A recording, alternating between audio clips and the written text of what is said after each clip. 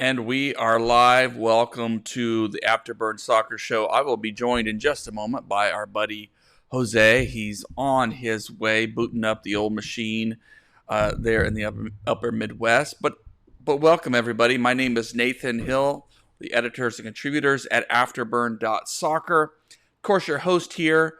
You can follow me on Twitter at Nathan J. Hill. And it's been a minute, folks. That's why in our video,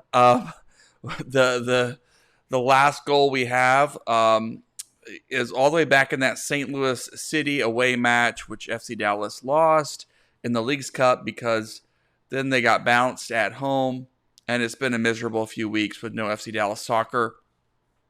Not many highlights to pull from, to draw from, though we may have one or two tonight to share as we talk and get caught up with FC Dallas and North Texas news. The good news is there's a light at the end of the tunnel, right? That FC Dallas is back in action this weekend, and we may see some healthy guys. We may see some guys who have been injured for a while step onto the field. And when I say for a while, I mean for a long while. We may see some familiar faces return to the pitch, and so there'll be plenty of reason to look with some optimism for this weekend and for the rest few weeks, because at the very least, we know FC Dallas is going to go out fighting and pushing and trying to claw their way back into the playoff picture as this Major League Soccer season 2024 continues, right? And continues. It's not been a good season for FC Dallas. Hey, we have an interim head coach. That's a good sign for any soccer club that things may not be going as well as you had wanted. But is there reason to find some hope, some possibility? Of course, there always is.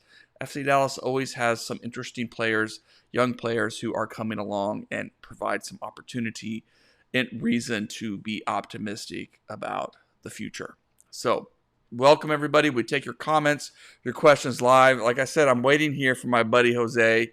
Maybe I should check and make sure he's trying to join.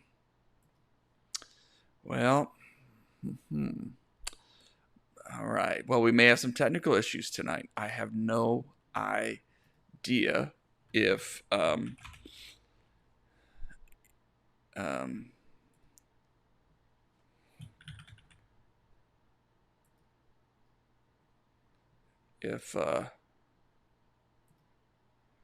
we'll see. I'm actually myself. All right, it looks like it's on his end.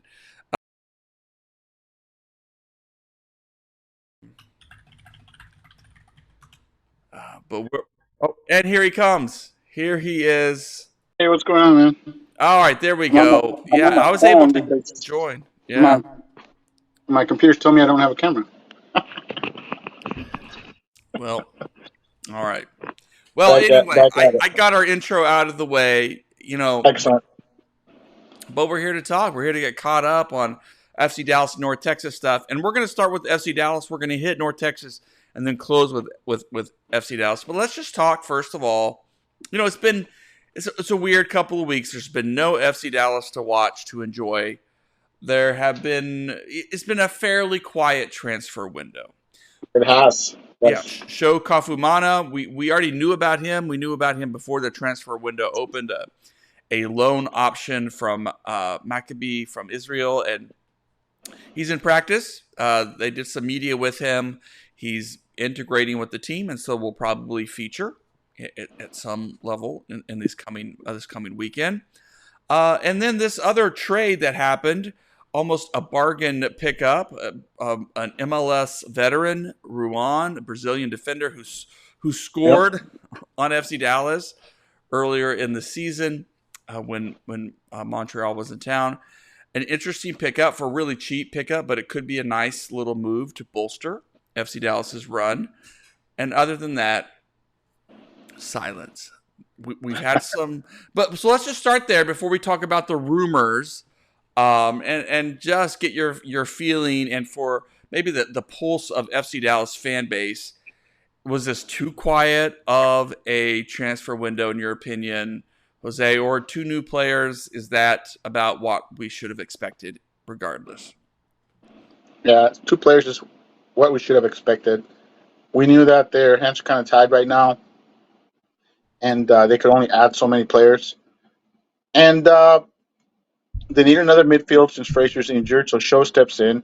Now, Shaw doesn't have to be a difference maker. He just has to be a solid contributor, just like Fraser was. Fraser wasn't a standout, but he was solid. He gave us solid minutes. He gave us solid starts when he had to. And that's all you're asking from Shaw, to come in and give you essentially what Fraser gave you. If he can give us more than that, and um, by all means, there's that potential because he's a younger player. He's We don't know how he'll make the leap or not. But then you also added Ron, who,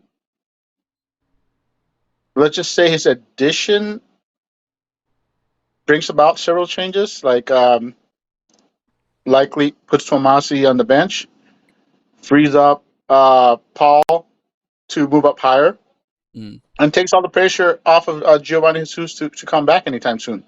So, and he can play right wing, which uh, our previous coach could have used him. But Yeah. but I also want to say that both of these players are offensive minded players. Uh, Shaw is more offensive minded than Frazier, as from what I've seen the videos of him. He's a player that is. I don't know how good of a defender he is, but he certainly looks like a player who wants to progress the ball forward. And Ron is a player that can also attack, from right back and play right wing, which goes to show you that our current manager is more offensive minded than Nico. He wants better attacking options. If Ruan displaces Tuamasi, not only do you get better attacking options at right back, but you also free up Paul to go up higher. So there's two things that are improving your attacking options. So it shows you the kind of manager that Lucien is. He's more aggressive than Nico, and he's more willing to take risks and chances.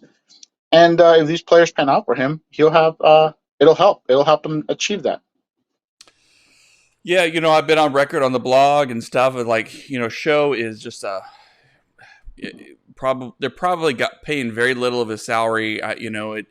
Or maybe a portion of it, and so it's not a long-term commitment. So best case scenario, his depth and practice, he can help. You can bring him on, and he has a more experience definitely than Sante. Well, he's got international experience. I mean, he's Sure. got his his background and that he has is way ahead of what we got from Ansa when we got Ansa in. And I think it's a bit unfair to compare the two of them. Yes, they come from the same league, but look at their backgrounds, look at their achievements, and show. If you look at everything he's been through, has a better resume for joining MLS than Ansa does.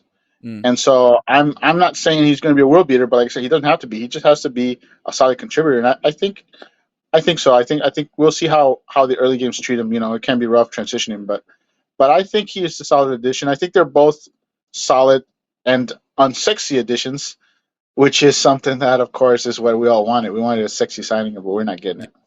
Well, I think Ruan is the sneakier one that, with these teams rebuilding, FC Dallas, the smart teams know to pick up some of these assets and these players. And I hate that we talk about human beings like that, but yeah, you pick up a player or two from a team that is tanking or struggling and just needs to clear out space and to find a bargain here or there. I mean, that's how you build some really solid teams in this league. You get smart about it. And so Ruan, we know he can do damage in Frisco. We know the guy can get forward. We have missed an attacking right back for a while. So I think it really is. And the word I heard, and I'm not sure, I didn't do all the looking at, that shows what kind of journalist I am, but that his contract may be run out at the end of the year. And if so, FC Dallas has a few months to see, hey, is this a guy we can bring back in? And he can be a nice veteran piece that we can build around. I'm sure he has a green card. He's been in the league for a while. Or, hey, we let him go and we have opened up a spot, free space, in the year. Well, I mean, Giovanni Jesus is coming, so The point is he good enough to beat out a healthy Giovanni Jesus, and if he's not good enough for that, then you don't lose anything by letting him go at the end of the year. You know, he gets to basically trial for the rest of the league and other teams. You know, and of course, depending on his salary, I mean, the team may decide that they need to move on from Tuamasi, in which case a combination of Giovanni Jesus and Juan may be better. It's so yeah. I mean, I think two players. There might have been some thought that we'd see some guys from the roster depart, but with the way the injuries have, it's just been tough on the team. I don't know that there's guys who are healthy that you can afford to let go right now, or loan out or something like that. And so there wasn't a lot for FC Dallas to work with the front office in this transfer window. All the guys that you were most likely to move have been injured. Velasco, Ferreira. All these guys have been injured, and I mean, you could move someone like Tuamas or someone like that, but you're not going to get much. And so, is it really worth it considering all the injuries you've had? And I think the team is smart to basically stay put at a couple of pieces to bolster the defense, the depth of the team, and hope that after the pause, the team will be healthier. Just the team being healthier will improve the team's odds of making the playoffs and a playoff run. Well, and the hilarious thing was that for a while in the early part of the season, the thought was if there are two guys to let go that might have value, it's Sebastian Lletget and Paul Arriola, and they're probably playing as well as anybody right now on the team. So right it's now, yeah. They're two of our best players now, finally, and why would you let them go? I mean, it'd have to be a good offer, right? It'd have to be a really nice offer. So that obviously didn't happen. And I mean, honestly, I don't even know if you got a nice offer, you'd let them go. Like I said, if you're serious about making that playoff push, you need those guys playing at the level that they're playing. So I think they're kind of stuck with, they can't really move them if they really want to make a push for the playoffs. Yeah. Well, let's then shift over into the health of the squad, because we do have some exciting news here in a exclusive a video. Here it is. Here's just this short little clip.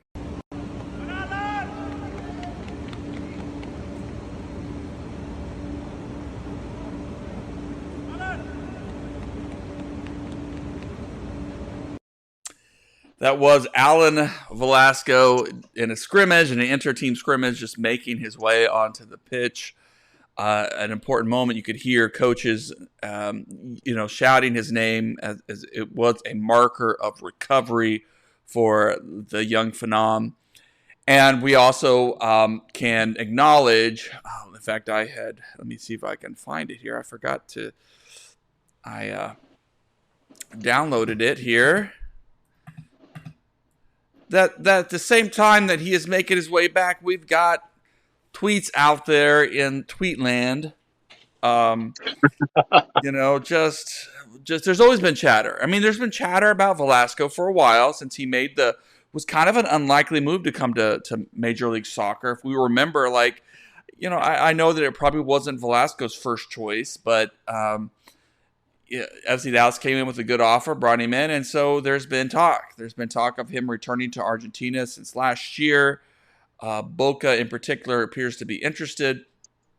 Some other possibilities. There's always been rumors about him, and that there have been offers made and things like that. And so we've been following it. We've been worried and nervous, and also contemplating it, because in some ways, the guy's coming off an injury, and if you can get what you paid for him back, maybe you take that deal. If you make a little profit off of it, you probably take that deal, even though we know that he can be an incredible player for this team when healthy, and in this league when healthy. Still a talent, but coming off a major injury, you never know what you're going to get. You never know if the player's going to be the same as they once were. A year is a long time to be out of action. But so there's still some smoke out there. I did inquire to a anonymous source within the front office, and appears to be no fire to that smoke at this time. But you never know what can happen, and things change quickly in professional soccer across the international marketplace and things. So, but for now, it looks like Velasco is going to be sticking around. He is a FC Dallas player, and he's going to be continuing to work his way back into the team. What role do you think he can play, Jose, down the stretch? Uh, he's a huge role. I mean, Velasco, he's one of those guys that can help break defenses down. That's so important for a team like Dallas that has had issues breaking low blocks in the past. You need a guy that can break defenses down and get the ball to Musa, and Velasco can do that. That makes him priceless. In all honesty, I heard chatter from on on our chat and stuff like that, or people saying get rid of Velasco. That's just ridiculous. That whole chat of him going to Argentina, that's just smoke. Think about it. If a team like Boca is willing to pay that much for Velasco, that should tell you his real value is a lot higher. A healthy Velasco, if he gets going, is going to be worth way more and would have been a massive steal for Boca. And people just need to understand that Velasco's potential is way more than what Boca was offering. And at the end of the day, if you truly are a selling club like FC Dallas, you would laugh at that offer. That offer was basically a refund on what they Sure. paid for him. I mean, You but know, sometimes when a player has an ACL injury, that a refund is a pretty good.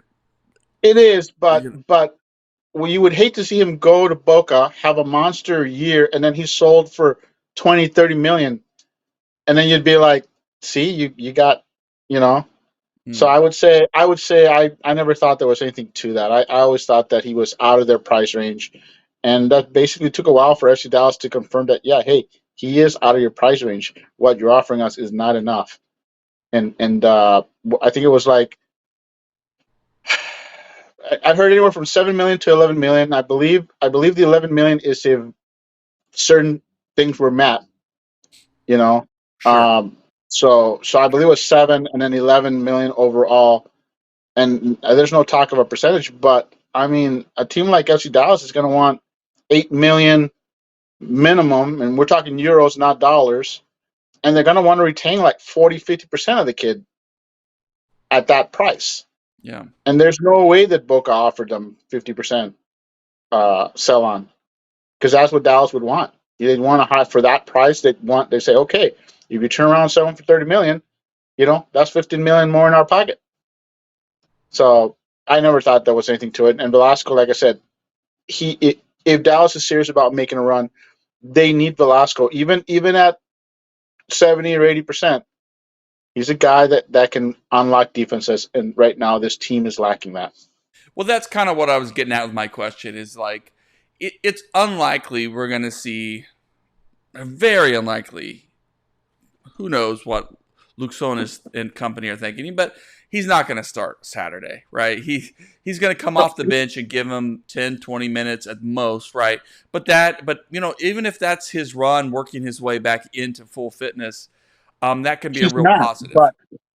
But look at from Velasco's point of view, when he went down, he was playing for a manager that was defensive first. Be careful, take your time. And now Velasco's coming back to a manager that isn't afraid to let his players go for it. Isn't afraid to say, "Hey, go out there and try, be yourself. See what you can do. You got the green light."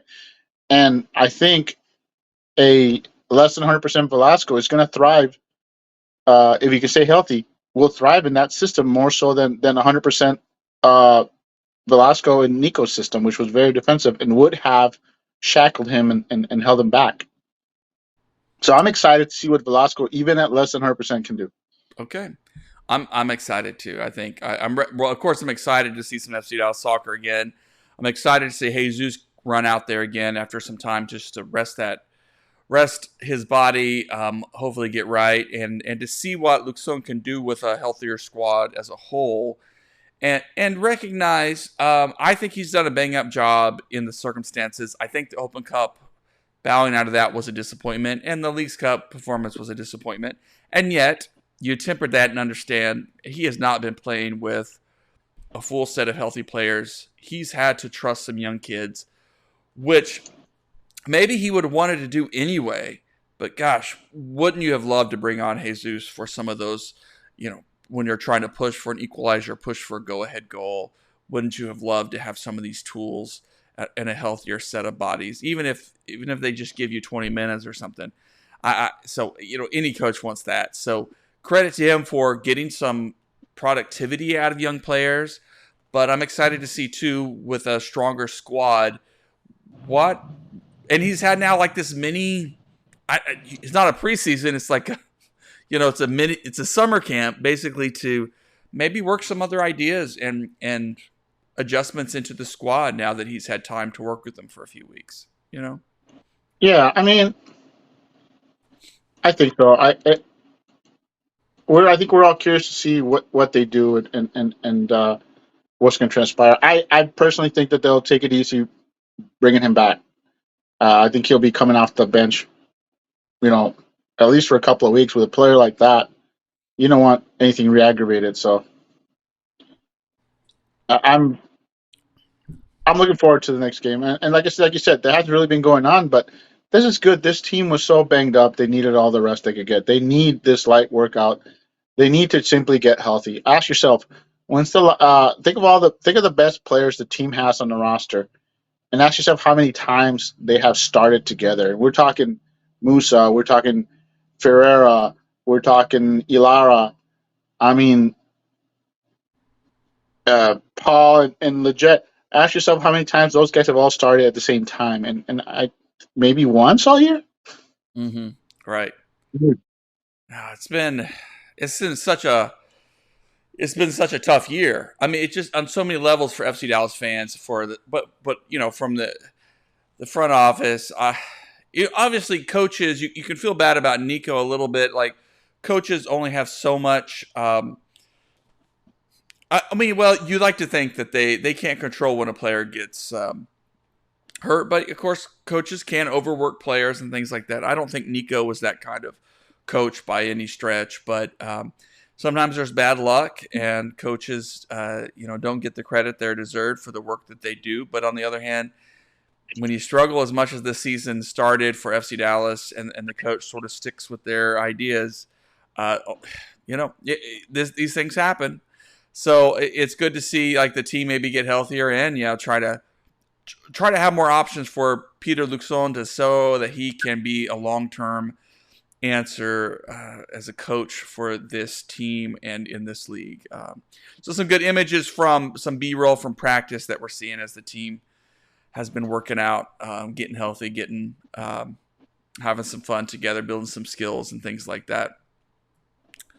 Let's shift real quick now to, I hate to say real quick because meanwhile, FC Dallas have not been in action. North Texas has been. And North Texas, those kids, there's something special. And interim head coach Michelle, is great. And I say interim, maybe he is the head coach guy, but because he's striking the right balance, out of this team, and yes, he is inheriting a really solid squad and a lot of things that were working well, and knowing that, hey, I don't have to touch some of that, but understanding too, there's going to be ups and downs, there's going to be some struggles, and so you need to find ways to motivate guys, and so it was really cool to see an incredible performance this last weekend at home.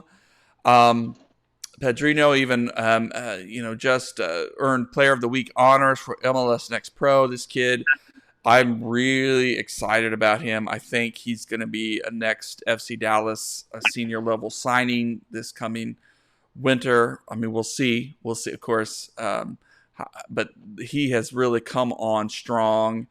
He has.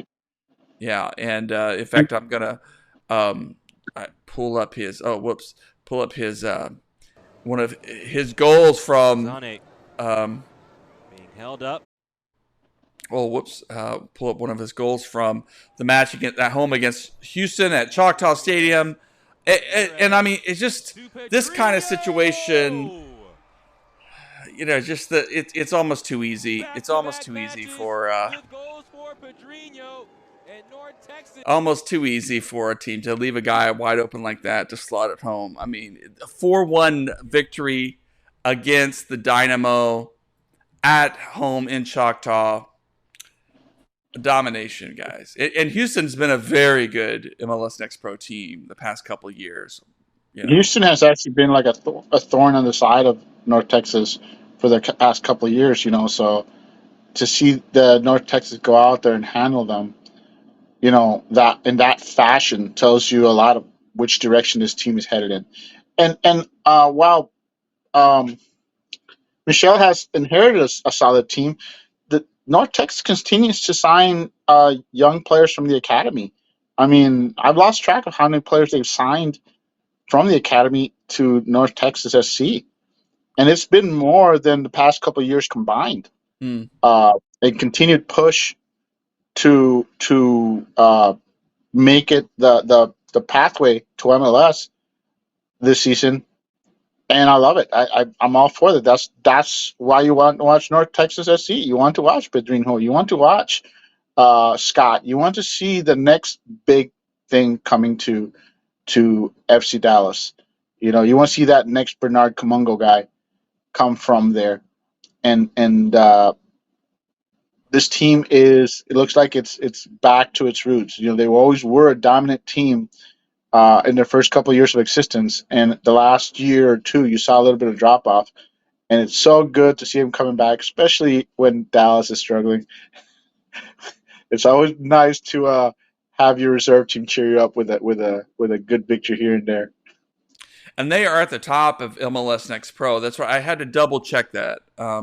46 points, and they still have a game in hand on the number 2 and number 3 teams with Cincinnati and Cincinnati 2 and Philadelphia 2. And so, St. Louis City 2 is also strong and at their same 21 games played. So North Texas can build on that little bit of padding between those teams if they keep this up. They're fun to watch. They're playing with a lot of moxie, a lot of excitement, and they're getting better defensively. And I think there have been moments where defensively that's been the area they needed to improve on most. So it's a great squad. Tariq Scott has 8 goals. It's funny you say that, but the truth is they have one of the best defensive teams in MLS Next Pro. The problem is that the attack was struggling for the majority of the first part of the season, and so even though the defense was solid, it's not a dominant defense, but it is a solid defense, and they were having to settle for 1-1 draws or 0-0 draws. And now you're seeing that attack get on track, and now it's getting on track, and you better get used to seeing these 4-1, 3-1, 3-0 scorelines, because the defense is, like I said, one of the best in MLS Next Pro. And once the attack gets going, I mean, like you said, they've been dominant. They're way ahead of everybody else in the entire league, and you feel like they haven't even hit their full stride yet. Well, gosh, I don't know how. Let's not forget that Pedrinho is starting to get on track. Rose just came back from injury over at left back, and our midfield is super young. So this team can only get better. I mean, I think as good as they've looked, you have that sneaky suspicion that we haven't seen the best from them yet. But only 21 goals allowed. They are the best in MLS Next Pro. 39 goals for. They're not as good as maybe as Philly 2 there with 47, but their goal differential is obviously better. And Philly 2 always has a strong team. Cincinnati 2 has had a strong team. St. Louis City 2 has had a good team the past few years. So so they're in that echelon right now. They're top of the West Conference. It's an exciting team to watch, and more fans should get out there to Choctaw Stadium to check things out. And, I, and let me just add that North Texas SC and Philadelphia too are teams that are doing it right. They're not loading up their teams like Columbus Crew 2 with Division 3 players that were stars at in other MLS Next Team Pros that aren't good enough for MLS. So Columbus Crew has won the last two titles by fielding a legit Division 3 squad. Not necessarily a good squad for developing their players. They field a lot of players that are blocking the path of the few good prospects they got. So, and they're not the only teams that do it. They're just the ones that are the best at it. So it's nice to see Philadelphia and FC Dallas, two teams known for their development, rising to the top this year. And it would be nice to have one of those teams that puts development first be the next champs, because that's what I want to see. Like I said, I was always impressed with Columbus Crew. I'm not ripping on them. Their style for them works, but like I said, they're feeling a legit Division 3 squad, and not necessarily focusing on development like teams like North Texas and Philadelphia are doing. So exciting stuff in North Texas. Great job to head coach Michelle for his work with them. And you know, goalkeeper coach Kyle Zobek, former FC Dallas guy. You know, just some good quality, a lot of good players, and to see like Tariq Scott with 8 goals on the season as he rehabs after a really tough injury last preseason. Just to see some guys, you know, and get those minutes, grow in confidence, grow in ability. Even a Solly, I just love that they're bringing Solly along with patience. Whether or not, you know, he becomes this phenom that some folks think he is, he's an incredible player. He can do incredible things with that team, and he's going to get his opportunity with FC Dallas, I think, and just giving him confidence and minutes in this system is great for this team. Well, let's prepare to close out the show with just this. Right now, we know the state of this squad. From my internal birdie, it sounds like this is going to be the squad that FC Dallas is going to see out the rest of the season. We're not expecting any other signings or free agents. You know, maybe something crops up, but maybe there's a departure that crops up. But, you know, Velasco, he's a valuable player. Maybe someone comes in with the offer and, you know, FC Dallas can't say no to that. But for now, this looks like the roster. It's a tough schedule ahead. I mean, there are some home games left, and they got to win those. But a lot of more away games than home games, I believe. And so the question is, can FC Dallas rebound, retool, and climb their way back into, even if it's a play-in playoff spot? Is that what we should hope for as FC Dallas fans? Or should we just hope that this team looks lively, has some great moments going down the season, and feel pretty good about that? It's hard to character. You want your team to win. I think they should be going for the playoffs, but it may not be possible. You know, who knows? We'll see how other teams come out of this Leagues Cup. We got teams like Colorado. And actually, we got a comment here. Gerald Barry, just thanks for joining us. Will Luchin get promoted to full-time manager next season? I mean, that's kind of what we're talking about here. Is like the stretch of games. Peter Luxon is going to have an opportunity to make his case to be the next FC Dallas head coach. No interim tag. What does he need to do to show that? What does the team need? I think if he makes the playoffs, he gets this team into the playoffs, even if a playing game and they lose, I think he gets the nod. I mean, that's good work. You know, that's I don't think so. I think had the team made a run in Leagues Cup, you could say that. But I think the ownership is delusional enough that that's the minimum expectations, is that the team break out of the slump and make it into the playoffs. So I think for Luxon to become the manager, the team's going to have to make the playoffs, and they're going to have to win a game or two to show that, that if he can get the team to move forward in the playoffs, it shows that he can get a lot from this team. And I think it had he made it out of the group stage and Leagues Cup, I would agree with you. But because he didn't, and the club puts a lot of value in that. They like those added games to sell. I think that's a huge knock on him that the team did not make it out of the group stage, and he needs to do more than just the minimum expected. Okay, that's interesting. A part of me, I would agree that, like, Open Cup loss in particular is even more stinging than Leagues Cup, because Leagues Cup, the team was even more banged up. I mean, in Open Cup, they were a little bit healthier, and you wanted them to go out with a bit more fight. They faced Sporting Kansas City twice in a week and just couldn't put it together. And there was just a lot of disappointment about that on my end. Leagues Cup, the team was just. I mean, Carl Sante started. Did he start both of those matches, or at least one? And I love the kid, but gosh, that's a lot to to put on his shoulders, put on a coach and a young guy's shoulders in that scenario. Yep. But yeah, I think I think for me it's so. Let's go back in time to John Gall, who is now an assistant coach with FC Dallas. Well, he took over as interim as North Texas head coach last season after Javier Cano was let go. And North Texas was struggling, and John Gall didn't necessarily end out the season. It was improved play, but they didn't, I think, get into the postseason, right? But he still got the permanent job, which, hey, North Texas, the stakes are a bit lower.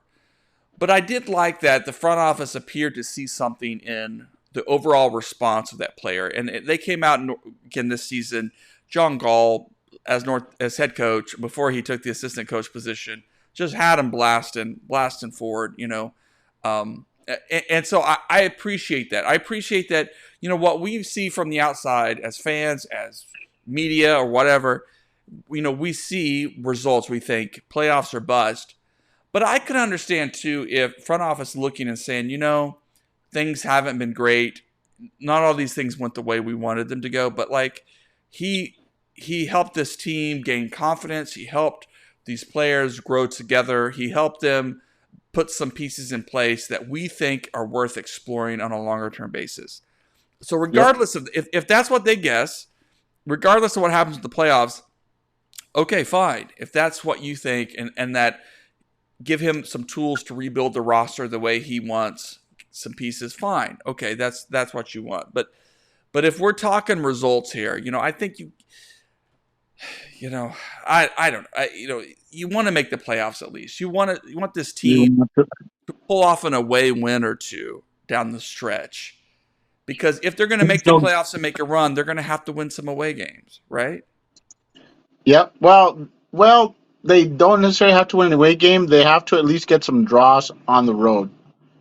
At least 2 draws. So if they can't get any W's on the road, they're going to have to find a way to get to steal a couple of points on the road. And I think they're good enough for that. The question is, can they win? They have to win all their home games, and they got some tough matchups there. So it'll come down to reviving, Fort Frisco and then playing better on the road. It's going to be close. They may even then that might not be enough. They may need some help. We'll see. But what I'm hearing from you, Jose, giving themselves a shot.